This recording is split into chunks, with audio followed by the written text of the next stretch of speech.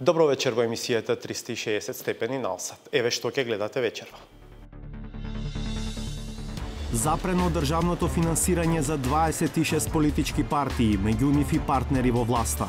Проблемот е кај нив и најмала рака треба да се извинат на Либерално-демократската партија за бламажата која што ни ја прават во јавноста. Ако Државниот завод за ревизија понегира овој печат овдека, тогаш поштата е крива.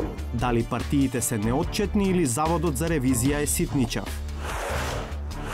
Власта ја придоби опозицијата, но ги губи судиите. Останува тестот на времето да докаже дали таквото политичко, да кажам, пазарење ќе биде на штета на судиите. Колку новата формула за оценка на судиите ќе им стави крај на манипулациите во судскиот совет? Да, затоа е направен. Тој што ќе добие највеќе бодови, тој би требало да напредува. Би требало или мора да биде така? Мора да биде така, всушност би требало да биде избран.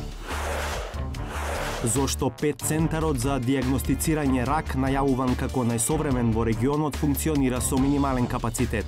Таа мала искористеност е веројатно степен во развој на една институција. Значи, ние сме се уште во таа детска возраст. Зошто нема ни и од извоз на радиоизотопи? Вклучувањето и исклучувањето кај новиот автопат и понатаму ги збунува возачите. Ова е проблематичната клучка на која и изминатиот викенд многу возачи го изгубија својот пат. Гевгелијев право, се некако десно задојран за Гевгелијев право. Зорно ми јасно, не можам да се сетам. Затоа и вас застанав да ја прашам. Дури во некои делови од Македонија, јас и друг пат сум кажал, ако кажете НАТО, некој новинар отиде и каже НАТО, ќе го испотепат луѓето. Саботажа. Останете налсат, најавените содржини се по рекламите.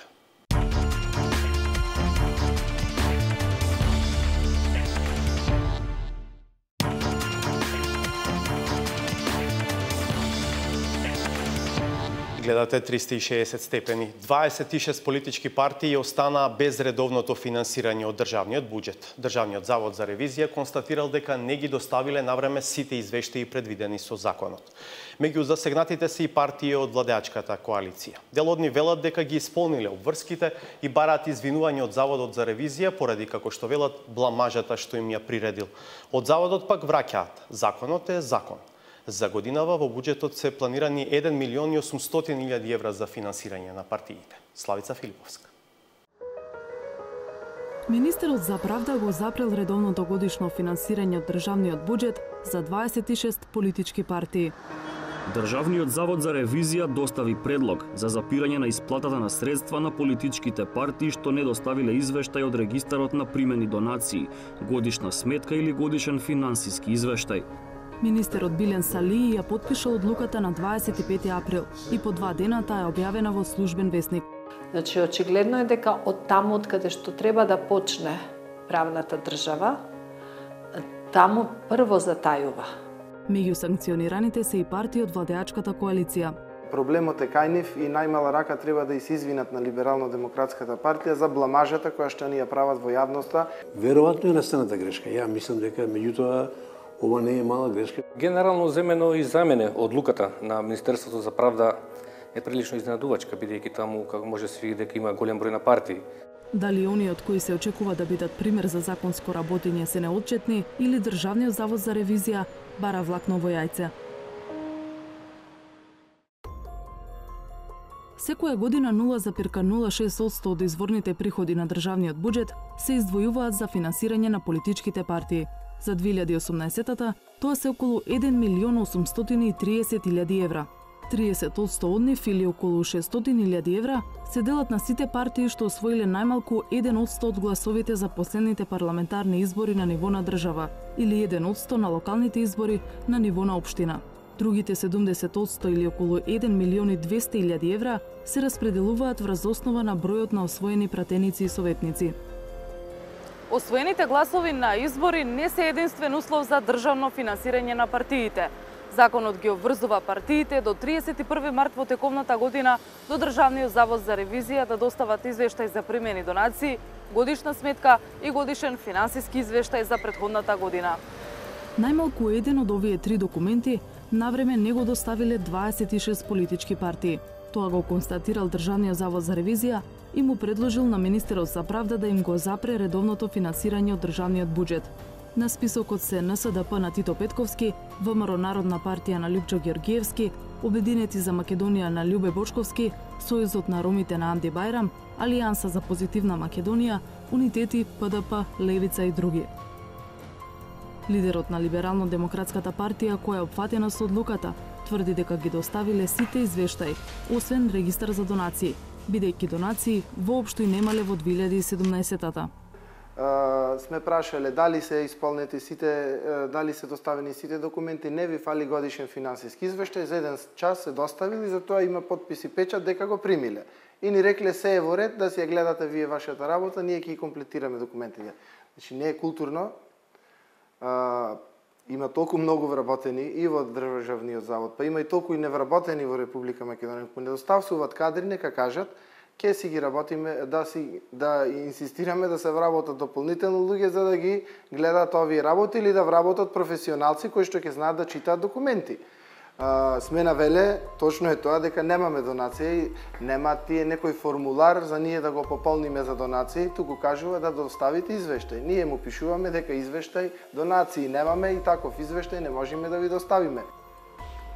Со слично тврдење и Самка Ибраимовски вели дека неговата партија за целосна еманципација на ромите навреме по пошта ги испратила извештаите до Државниот завод за ревизија. Ако Државниот завод за ревизија го негира овој печат овдека, тогаш поштата е крива, а не верувам дека не ги добиле. Ако не ги добиле, се враќа назад пратката, а тука веќе е предадено и има печат од Централен регистар. Тука нема зашто се кријат позади ова дека не добили или не биле информирани. Веројатно е настаната грешка. Ја мислам дека меѓутоа ова не е мала грешка, гледам тука негде околу 20 и неколку партии има. Јанко Бачев пак од Народното движење на Македонија, партија која се преименува во Единствена Македонија, тврди дека извештаите до Заводот за ревизија ги пратил електронски, според праксата на комуникација со Централниот регистар и Управата за јавни приходи. Јас поразговарав со нашите луѓе одговорни за материјално-финансиско работење во партијата и мене ми е пренесено дека тука најверојатно се работи за некој ненамерен превид. Сега од пред 2-3 години Централниот регистар и Управата за јавни приходи ги примаат по електронски пат овие финансиски документи и за годинава за која што зборуваме, значи за последната година и до Државниот завод за ревизија од наша страна се поднесени по електронски пат, меѓутоа еве кога слушнавме за одлуката дека постои, ние се консултиравме и таму ни рекоа дека уште не функционира системот на електронско примање на финансиски документи во Државниот завод за ревизија. И затоа ние во текот на вчерашниот ден, значи согласно законските прописи, поточно закон за финансирање на политичките партии, повторно ги поднесовме овие документи што ги спомнавте. За конкретните тврдења на засегнатите партии побаравме објаснување од Државниот завод за ревизија. Од заводот потврдуваат дека ЛДП на Горан Милевски го назначила немањето донации со посебна реченица во пропратниот допис за достава на финансиските извештаи, но велат дека тоа требало да се направи на посебен меморандум како посебна изјава. Од ПЦЕР на Самка Ибраимовски велат од Заводот за ревизија е стигната пратка во законскиот рок, но физички не е регистриран документ за годишна сметка што може да е ненамерен превид кај самиот подносител. Од Заводот додаваат дека по координацијата со оваа партија заклучиле од и таа поднела годишни сметки до другите надлежни органи, така што од денеска и овој прилог ќе бил обезбеден. Овие два случаи немаат материјално влијание врз дисциплината на поднесувањето на финансиските извештаи на наведените партии и цениме дека не треба да бидат предмет на критики на јавноста, како што самите можете да прочитате во одлуката објавена во Службен весник. Таа ќе трае до уредно исполнување на обврските од партиите согласно законот. Но вакви и слични ситуации не се случуваат прв пат. Минатата година Министерството за правда ги запрело финансиите од буџетот за 41 партија, во 2016-та за 28, а во 2015-та за 33 партии. Поголем дел од партиите, случајно или не, ги повторуваат грешките.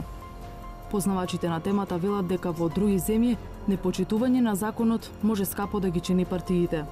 Значи, смислата на законот е да се почувствува влијанието на санкцијата, која што значи дека ќе бидат Ускратени за финансирање од буџетот за определен период затоа што не го испочитувале законот. Во дополнение можам да кажам дека нашиот закон, иако содржи ваква мерка, оваа одлука не влегува во прекршочната постапка, тука може да постапува се управниот суд. Меѓутоа, во други држави, во ситуација кога политичките партии се нетранспарентни во однос на нивното финансиско работење и не доставуваат документи за финансиското работење до надлежните институции, може да се определи мерка забрана за учество на следни избори. Значи, сепак, ние имаме еден од поблагите закони и треба да биде почитуван. Запирањето на државното финансирање за 26 политички субјекти доаѓа во период кога власта и опозицијата договараат ремонт на финансирањето на партиите. Како што веќе објави 360 степени, реформата предвидува зголемување на финансирањето на партиите од државниот буџет и намалување за донациите, и тоа за 2,5 пати. Тоа значи дека годишно околу 4,5 милиони евра од буџетот би оделе за финансирање на партиите. Ова ќе зголеми потребата од поригорозна контрола и отчетност, но поради зголемениот интерес, можеби ќе ги натера и партиите што подоследно да го почитуваат законот. Наред е уште една пауза, а по неа следуваат и други интересни теми. Власта ја придоби опозицијата, но ги губи судиите. Останува тестот на времето да докаже дали таквото политичко, да кажам, пазарење ќе биде на штета на судиите.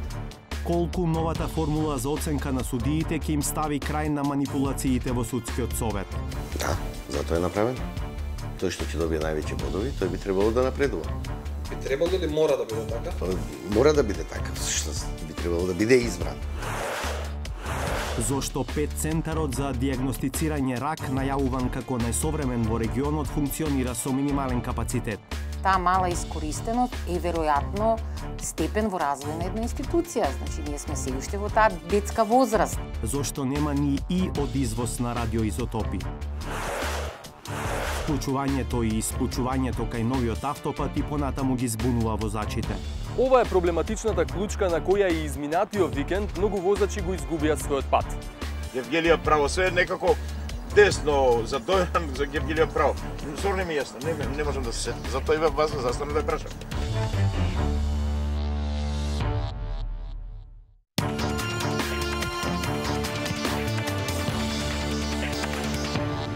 Власта и опозицијата се усогласија за законите за судството, но изневерениот партискиот флерт се судиите. Реагираат на зголемениот број основи за разрешување судија наспроти препораките на Прибе и на Венецијанската комисија за нивно намалување и прецизирање. Помали резерви имаат за воведувањето нова формула за нивно оценување, иако и за оваа точка остануваат отворени прашања. Александар Димитриевски за дилемата дали консензусот во парламентот, што се смета за позитивна демократска придобивка, води кон позитивни промени во судството. Не е само една работа што треба да се крпи или да се смени во македонското судство. Но, работата е во тек. Минатата недела власта и опозицијата ги усогласија и изгласа измените на законот за судовите и за судскиот совет. Во разговорите со опозицијата дојдовме до момент дека можеби треба да вметнеме и уште неколку додатни критериуми кај дисциплинските повреди, особено кај разрешувањата. Пазарот ги задоволи желбите и очекувањата на политичарите, но се чини ги поткопа позитивните очекувања кај судиите. Сметам дека во крајна линија останува тестот на времето да докаже дали таквото политичко, да кажам, пазарење ќе биде на штета на судиите.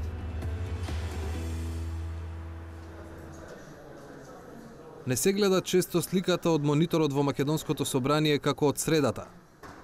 86 гласа за и од власта и од опозицијата.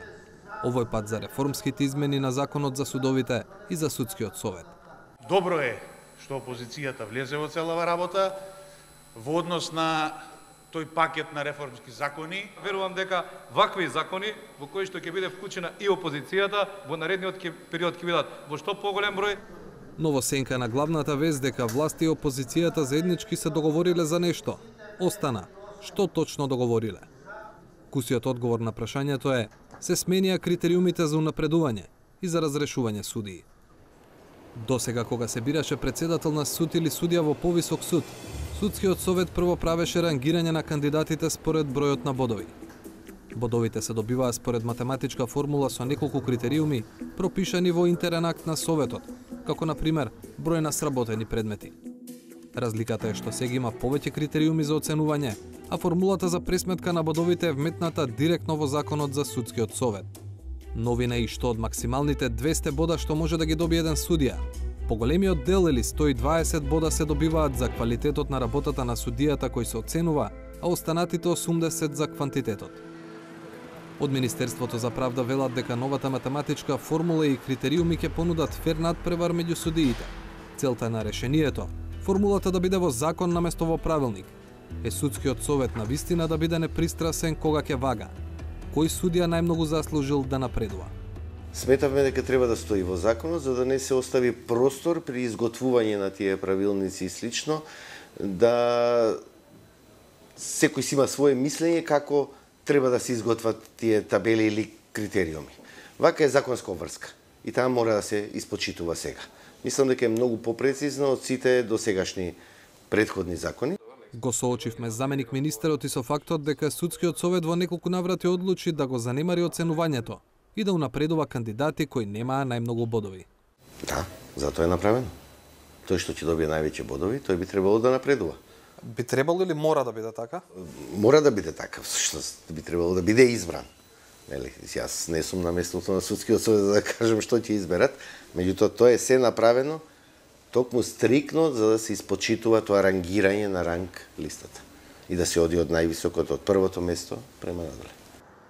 Реформите во оценувањето и напредувањето на судиите генерално позитивно поминуваат и кај судиите. Но вели председателот на нивното здружение, само ако се имплементираат како што е на хартија. Генерално, во однос на овој сегмент за кој што сега разговараме, има поместување. Особено со метнувањето на некои од критериумите кои се предмет на оценување, квалитетот, например, на пресудите. Но сега се оди во една друга конотација, да се испитуваат пресуди конкретни во однос на квалитетот. Ова прашање за мене ќе остане проблематично во најмала рака, во принцип затоа што не знам кој ќе го оцени квалитетот на пресудата, например, на Врховен суд, да кажам, доколку оценувачот е од Основен суд. Само од праксата, вели Сеити, ќе може да се види и дали новиот начин на бодување ќе им даде еднаква можност за напредување на сите судии, без разлика на подрачјето во кое работат. Доколку ги слушате судиите од Скопје, ќе кажат дека ние судиме сложени предмети, но доколку ги слушате судиите од помалите судови, они ќе кажат дека ние сме во инфериорна позиција, затоа што недостасуваат предмети кои би не довеле во рамноправна позиција при идното напредување со другите судии во постапувањето. Оваа ситуација не може да се менува на овој начин, таа е реалноста. Другиот клучен елемент во реформата на законите за судството, поддржан од власта и опозицијата, е што е изменет и зголемен бројот на основи кои може да доведат до разрешување на судија. Како и досега има 11 основи за нестручно и несовесно вршење на судска функција, со измена на дефиницијата за еден став. Но за разлика од досегашните 4 основи за потешки дисциплински повреди кои може да доведат до разрешување, сега има 9. Зголемувањето на бројот на основи доаѓа во период кога Приби и Венецијанската комисија бараа намалување и прецизирање на овие одредби. Сметаше Министерството за правда и работната група дека врз основа на овие критики што ги добивме претходно, дека треба овие услови да бидат многу прецизни, концизни, што помалку.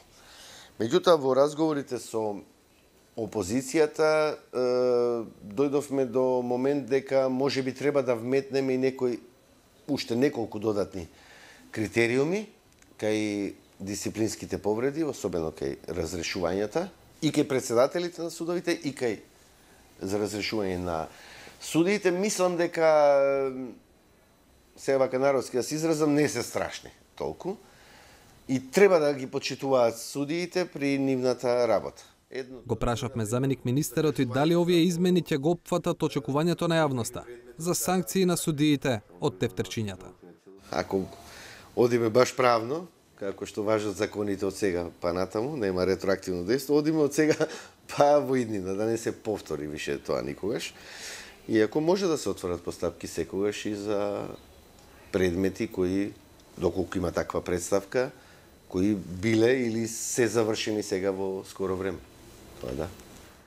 Усогласените одредби меѓу власт и опозицијата за разрешувањето на судиите не наидуваат на поддршка кај првиот човек на Сдруженијето на судиите.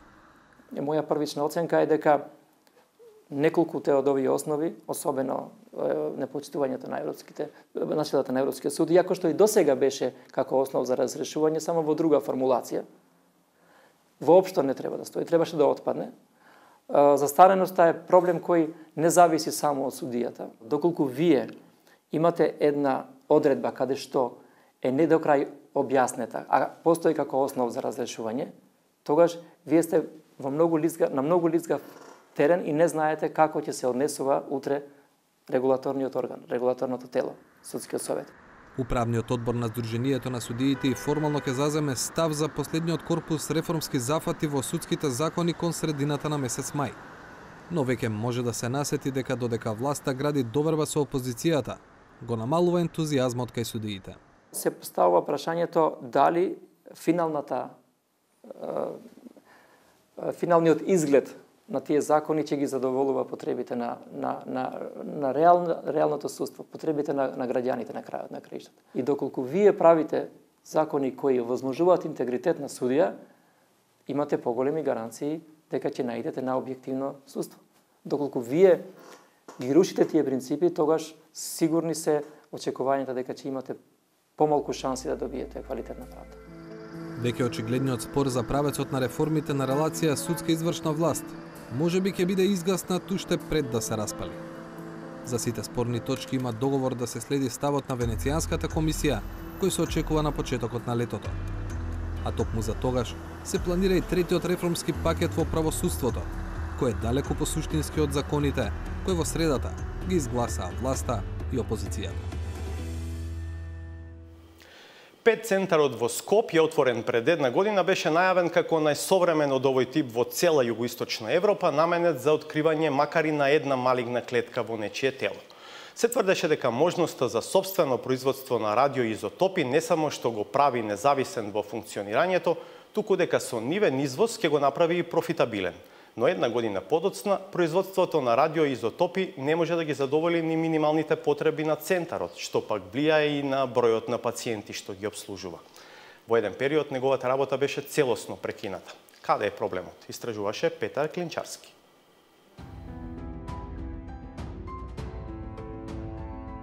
Мај 2017 година, предходната владеачка гарнитура ги отвори вратите на 5 центарот, 16 милиони евра вредниот ултрамодерен објект за рано диагностицирање и лекување рак и други тешки заболувања.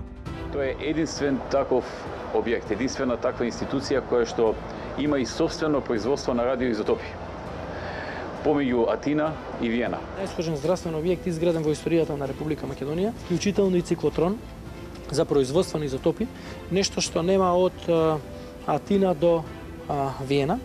Една година подоцна, тоа е единствениот објект од Атина до Виена, кој може, ама речи си и да не произведува изотопи, и кој може да има многу, а прима едва и по неколку пациенти неделно.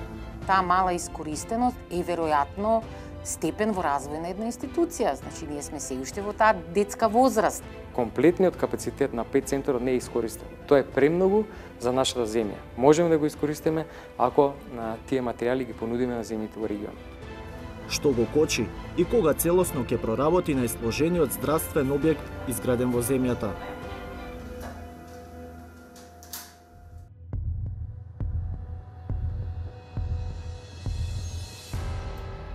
Ден четврток, во Центарот за позитронска емисиона томографија, или скратено во 5 центарот, најраздвижено е на вториот кат. Таму е сместена администрацијата. На катот подолу, за диагностика, е речиси празно. Нема пациенти, бидејќи закажувањето прегледи преку мој термин е возможно во петок. Ништо не е поразлично ниту во делот на комплексот, кој служи за производство на радиоизотопите. Скап материјал, неопходен за прегледите, кој во регионот може да го произведува само оваа болница. Без притисок од гужви, персоналот не води во обиколка на апаратите за диагностика, кој просечниот македонски пациент ги видел само на филм.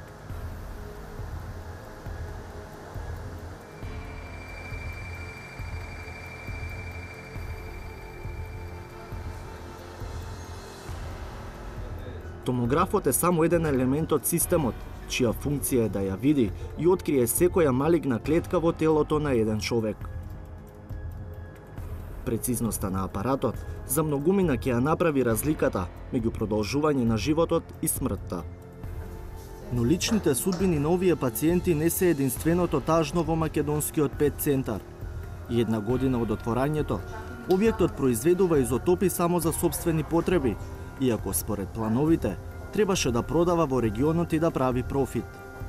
Втор голем проблем е што прима малку пациенти.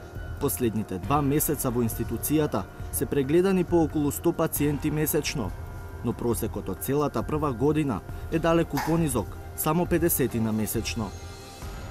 Овој центар има огромен капацитет и би било, како да кажем, жалосно да тој потенцијал кој што го има и на национално и на регионално ниво не биде искористен во поголем процент и ние работиме на тоа паралелно. Но зошто центарот не е подобро искористен цели 12 месеци по отворањето? Директорката Емилија Јаневик-Ивановска, која е на позицијата од времето кога министер беше Никола Тодоров, оправдување наоѓа во малото искуство, особено за производството и продажба на изотопи. Капацитетот може би 10% не е искористен, меѓутоа па и само една година.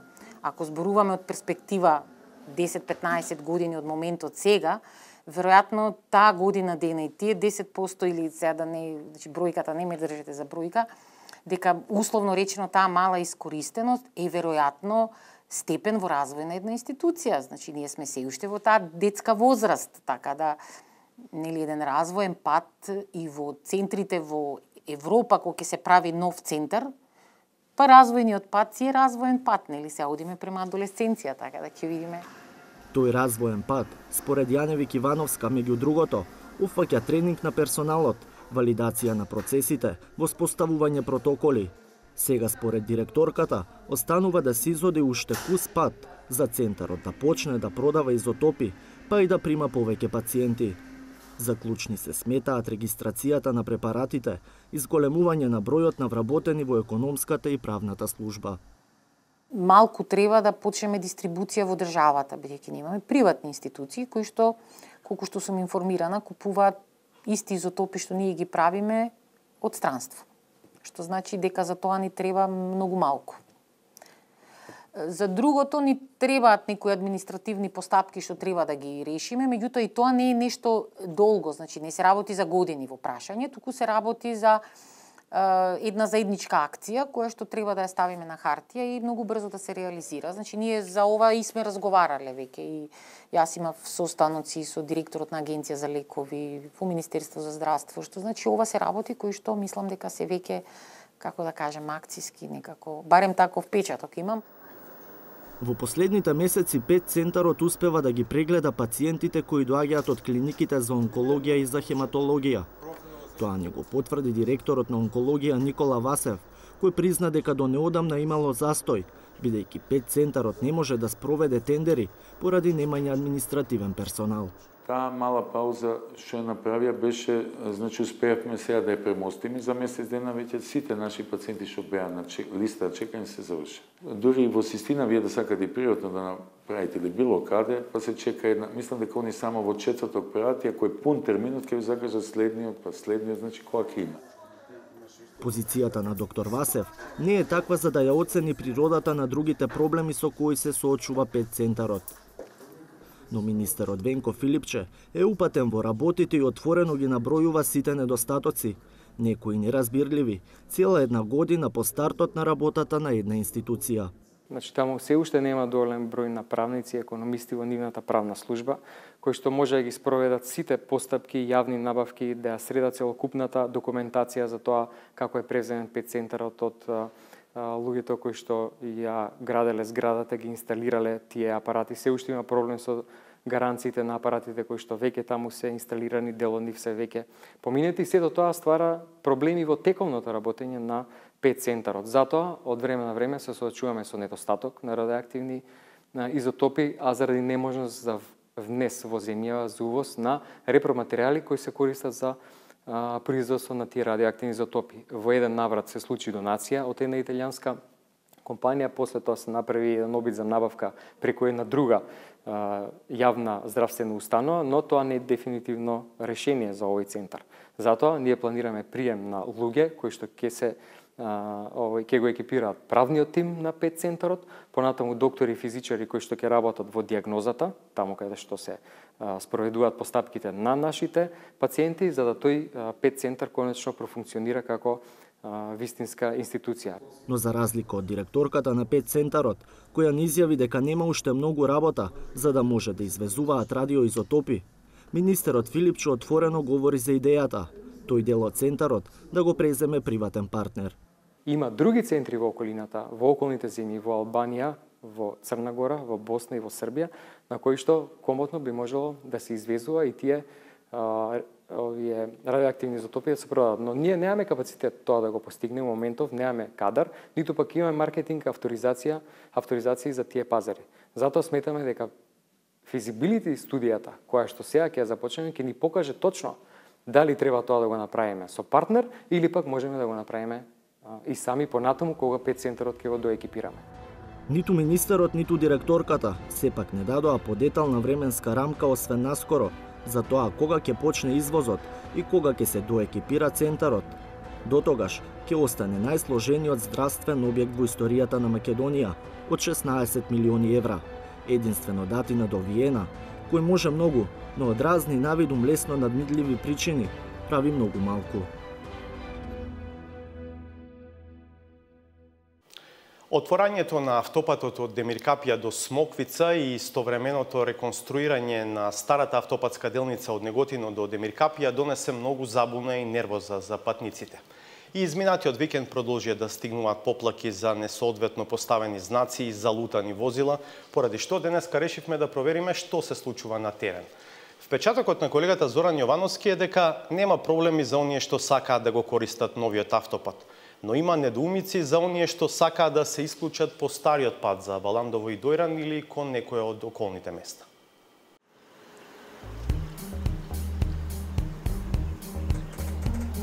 Ако денеска тргнете од север кон Гевгелија, во целост ја поминете автопатската делница Неготино-Демиркапија. Реконструкцијата на овој дел од стариот автопат е речиси завршена и веќе нема потреба од користење на стариот паралелен пат, на кој се случуваа забуни, па и промашување на новиот автопат кон Гевгелија.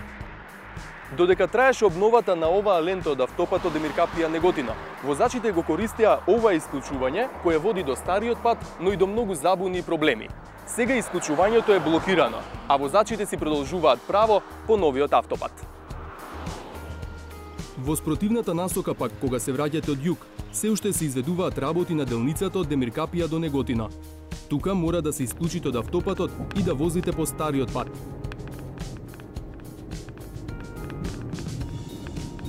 Така наидувате на познатата клучка на која и изминатиот викенд многу возачи го изгубија патот.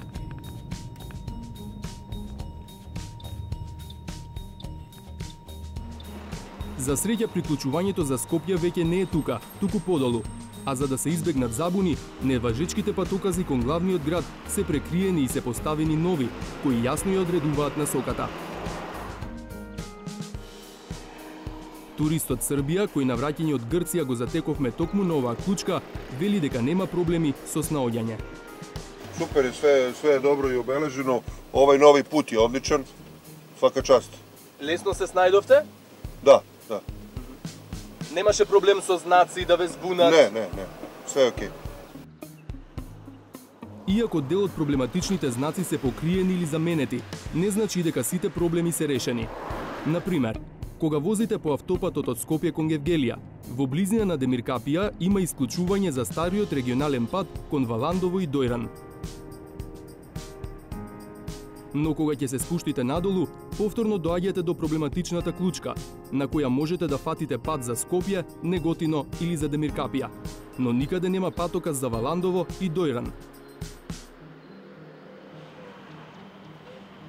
Тие се скриени зад овој знак, а може да ги видат само возачите од спротивната насока.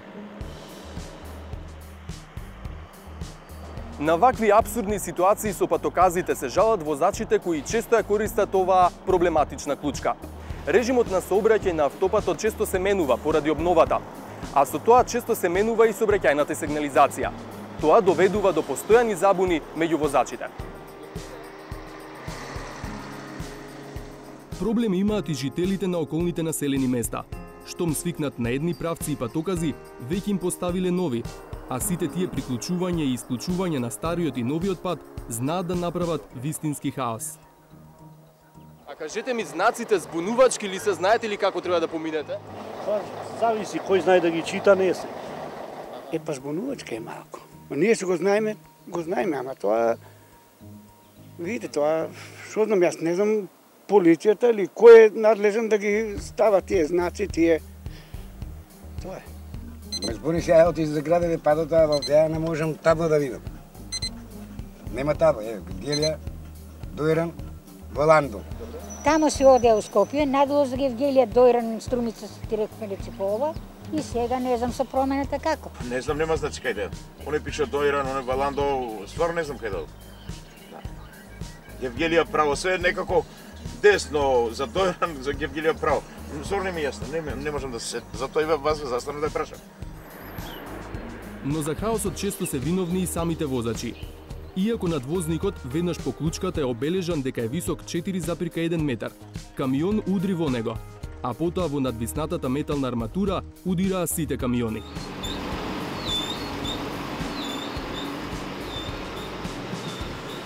Први пут сам испод ово подложен. Нека горе знак, нека онде 4,1. Хладњача nije veća od 4 visine. I oštetio sam hladnjaču. Mislim, a ko je ove šipke stavio? To mora neko da odgovara. Mislim, ako ima ko da odgovara. Ова денеска беше капак на маката за возачите да ја напуштат хаотичната клучка во посакуваниот правец. Маките на возачите ќе траат до крајот на овој месец. Барем такви се најавите од надлежните. Реконструкцијата на делницата Демиркапија-Неготино треба да заврши со завршувањето на мај.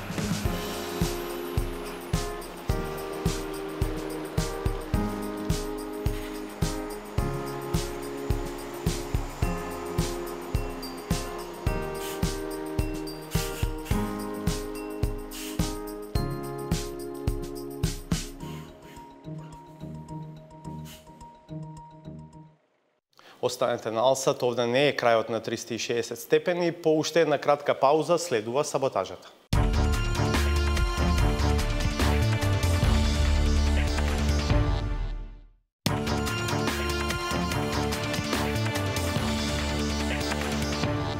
Да го одгледаме редовниот сатиричен коментар на Сречко Поповски.